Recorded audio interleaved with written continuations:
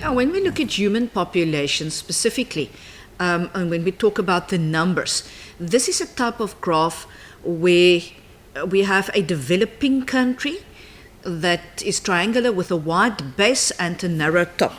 And if you look at this graph, what is represented here is the numbers. Now, this is not 8 females. Most probably the heading will say the number of individuals in millions. So this might be 8 million females and more than 8 million males in this population of between the age of just born, newborn, and 10 years old. Here you've got the ages. So what this graph tells us, the numbers of females, the numbers of males in the population, specific age groups, and it tells us that we've got a high birth rate. Many babies are born, but they don't live that long. Can you see how many of them die within the first 10 years? It also shows us that few people reach a very old age. Lots of them die from the age of 50 onwards. The life expectancy is very short. So many babies, few older people. And this is typical of a developing country such as South Africa, Brazil, and India, where there are certain economic, socio-economic factors that determine, or that the fact that many babies that are born die early because of disease, lack of care, lack of facilities, and that many people, because of famine, etc., because of diseases maybe such as HIV, may die at an early age, so life expectancy is short. It's just interesting to know, Colin, that South Africa is not a third world developing country anymore, that we are slowly moving towards the middle between developing and developed country. But yes, as far as this is concerned, it's an example that we can mention. Yeah, so what you have to pay attention to is the shape of the pyramid, or the growth pattern there, so that you know that you can identify the type of growth pattern in the pyramid that we show. Yes. Then you will have a developed country here.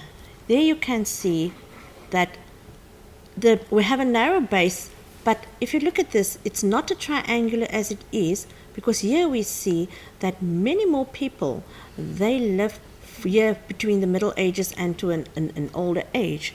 And this is where we have a lower birth rate, but also a lower death rate. And people have a longer life expectancy, and this is typical of developed countries such as Germany and the USA. And interestingly enough, you will often find that with graphs like these, look here, you will find that ages 21 to 30, even to 35 sometimes, you will find that there are more people dying, sort of, in other words, from age 20 to age 30. A lot of people have died. And quite often that is because of a risky lifestyle, or, in other words, people sleeping around and dying of disease, or guys in fights, or high-risk sports, or whatever. So you have to be prepared to think of reasons for these phenomena. Okay, so that is just a few things about how we look at a population graph, a bar graph type for different types of countries. We've talked about big and small populations, but how do we determine the size? We get direct methods, and a direct method gives an accurate size. For example, you can do a census, or you can take photographs. You might remember last year there was a census, and people came around the places where people stayed in a specific night and asked them. They had to say how many people lived there. So you can count them, and it's accurate enough. And with aerial photographs, you can do that if the organism is big enough. And that's how they, for instance, count the number of elephants in the Kruger National Park. And they don't run that fast, or they're slow moving, so you can see them. And there are not that many in a too big area. So these are ways that we can directly say, this is our population. Where you sit now, your teacher can count you and get an accurate number of the population. But it's not always so easy. What do you do when you want to know how many fish there are in a dam, for instance? Other way? Yes. Okay, then we need to do indirect methods. Carlin will explain that. Yeah, and this is where we have an estimate, not an exact number that we can say, but this method is accurate enough so that we can do, and this is why we determine the size of populations, so that we can plan and that we can manage. We have to know how many animals there are in Kruger National Park, for instance, because there needs to be planning to see, is the area big enough? There are different methods, the sampling, the quadrants or transects, mark and recapture method or the Peterson index, repeated sweeping, counter, nests and burrows, calling and singing. You can listen to the calling and singing of birds, and you look at droppings. The ones that you have to know is, for instance, the quadrant or simple sampling method. How do you go about doing this? You have to take or make a few of these squares and you see, or transects, and then you determine how many are you going to use within this area. So you take, for instance, 3 of these transects, you count the number, you determine an average, take the size of the whole habitat, take the size of your sample, and then you can determine more or less how many plants you have in your whole area that you are studying. Now, we've got an example of such an investigation here.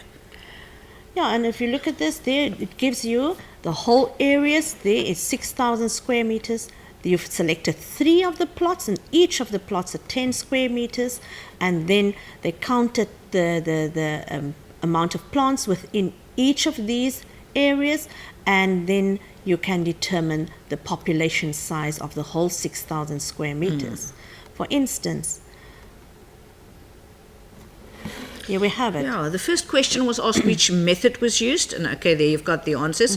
It's simple sampling or the quadrant method. Now, the second question was, how do you select the smaller parts? You do it randomly, and you don't say, I have to take block number 1 and block number 2 or block number 10. So you simply say, okay, that's my area, and I'm going to divide it into smaller blocks, and I'm going to count the plants in a few blocks, and then get the average. So there you can see block 1 had 3, block 2 had 7, and block 3 had 2. Together it's 12 plants in 3 blocks, so there's an average of 4 plants per block or per sample or per quadrant. My total area was 6,000 square meters, and one area was 10 square meters. So I've got 4 plants per square 10 square meters times 6,000, and I get an average of 2,400 plants for that area. Now it might be way off, and I can take another 3 blocks and do another sum, and another 3 blocks and do another sum. And the more blocks you get or quadrants, the more accurate your total number is. But this is a way to give you an estimate where it will simply be too much to go and count. You can't count 6,000 square meters, all the plants, in a relatively short time. And what we want you to look at is, if they ask you to show your calculations or your workings, you can see that for this whole working year you get 1 mark, and because you have determined the average you get a mark. So you have to work for all your marks. And just before we go to this slide, there was a question here from Roddy from Sinanjongu, who asked, how do you know, for instance, when animals live in a cliff in burrows, how do you know how many there are? You see, that is where the indirect method comes in. That's why you can use calling of singing of birds. Sometimes you can't give exact numbers. You can just know. I mean, I've never seen an elephant in the Knysna forest, but they are. They don't know exactly. I asked somebody 2 weekends ago, one of the foresters, when I was there, he said they think that at this stage there's only one. But I know that there are elephants because I've seen fresh elephant dung. So that's how we know there are elephants. I know there are lories because I've heard them call. I know there are doves around my home because I can hear them sing in the morning. It's the same with burrows. You know there are burrows So there must be animals living in those burrows. And if you know a little bit about the animal and you know that, let's say, a family of about 5 live in a burrow and you've got 10 burrows, I think it's a good estimate to say then more or less 50 animals. So sometimes you can't say exactly how many there are, but you make a calculated guess, or you do a random sampling as we've done now, or our next method, which is the mark and recapture, also known as the Peterson method. And this is suitable for something like, as I've said, how do you know how many fish you've got in a dam? There's a certain way to go about to do this, and what you have to know is, please, it's mark and recapture and not mark and capture. Yeah, it's Otherwise important. you won't get your mark. So first of all, you have to catch a certain amount of fish, you mark them, and you put them back into the pond. And you allow enough time for them to spread before you make a second catch, and then you count them. But then you count only in your second catch the number of fish that you have markers on, and then we use a formula. Now, this formula is in your books. We're not going to spend too much time in discussing this, but you must know the formula and know how to use it. And this is one of the places, and when we get to investigations, we will talk more about this. How can this estimate be improved or made more accurate? Yes, and that is make a third and a fourth catch, use that formula every time, and then you determine the average number. Yeah, I think between me and you, Colin, it's always a good idea if they ask how you can improve an investigation. Yes, Do repeat. it, repeat, repeat, or get a bigger sample group. Okay, depending on what we're busy with, but keep that in mind. How to improve an investigation? Repeat, bigger sample group. 2 tips, things that might work and might get you Most 2 of the marks. times it Most does, of yeah. the time, yeah.